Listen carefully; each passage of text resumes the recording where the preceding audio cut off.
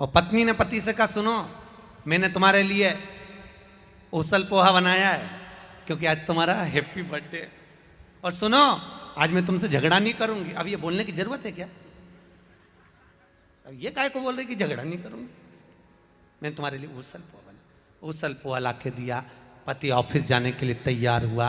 पति जाने लगा, इतने में पत्नी बोली सुनो ऑफिस से जल्दी आ जाना, आज अपन दोनों होटल चलेंगे क्योंकि आज तुम्हारा हैप्पी बर्थडे।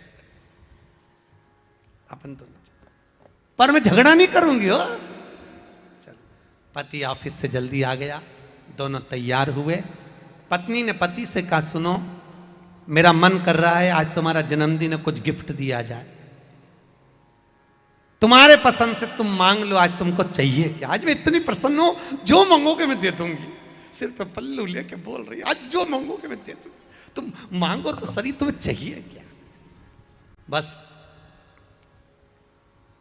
आज गिफ्ट मांग लो तुम्हें जो चाहिए। पति तैयार हुआ, दोनों निकलने ही वाले थे।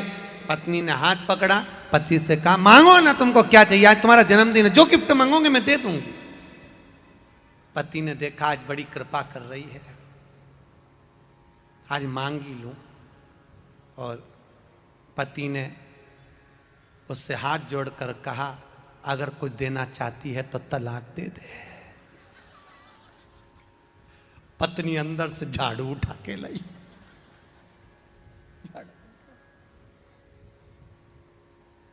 मांगे भी तो अब सुबह से नहीं झगड़ी थी, अब वो झगड़ा कर लिया। तो मेरा निवेदन केवल आपसे व्रत करना है। कोई ऐसा व्रत अपने जीवन में करो कि आज मैं झूठ नहीं बोलूंगी, आज मैं असत्य नहीं बोलूंगी, आज मैं किसी का दिल नहीं दुखाऊंगी, आज मैं किसी को अपशब्द नहीं कहूंगी, आज मैं किसी से झगड़ा नहीं करूंगी, आज मैं मीठी वाणी बोलूंगी। ये भी एक व्रत है। तुम भूखे मत रहो, तुम्हारा ब्लड प्रेशर ऊंचा नीचा हो जाता है, शुगर ऊंची नीची हो जाती है, बीमार पड़ जाओगे। हमसे कई लोग पूछते हैं महाराज हम शिव पुराण की कथा सुन रहे हैं, क्या हमको व्रत करना पड़ेगा? तो हम पूछते हैं पहले बताओ तुम्हें शुगर है क्या? कि हाँ। ब्लड प्रेशर है क्या? हाँ। तो हमने कहा व्रत करने की जरूरत नहीं है, खूब चरो। काय को व्रत रख रहा? मालूम पड़े व्रत रखोगे, 2 दिन कथा में व्रत रख लिया, तीसरे दिन हॉस्पिटल में पड़े रहोगे, कथा किसको सुनाएंगे? इसलिए तुम तो खूब खाओ, पर दुनिया के लोगों के प्राण मत खाओ, अच्छे से मस्त रहो। क्यों? किस वो एक कौन सा व्रत होता है जिसमें माताएं खट्टा नहीं खाती, खटाई नहीं खाती? कौन सी माता का है? संतोषी माता का है ना? क्या नहीं खाते उसमें? खट्टा नहीं खाते। अब खट्टा खाएगी नहीं पर खट्टा बोल देगी तो व्रत लगेगा क्या? अरे बोलो तो सही, नहीं लगेगा ना। अब सुबह से खट्टा नहीं खा रही, खट्टा नहीं खा रही और दिन भर 24 घंटे सास से खट्टा बोल रही तो व्रत लगेगा? उस व्रत का क्या प्रमाण? उस व्रत की कोई मूलता नहीं। खट्टा बोल दी तो व्रत खंडित, उस व्रत की कोई मूलता।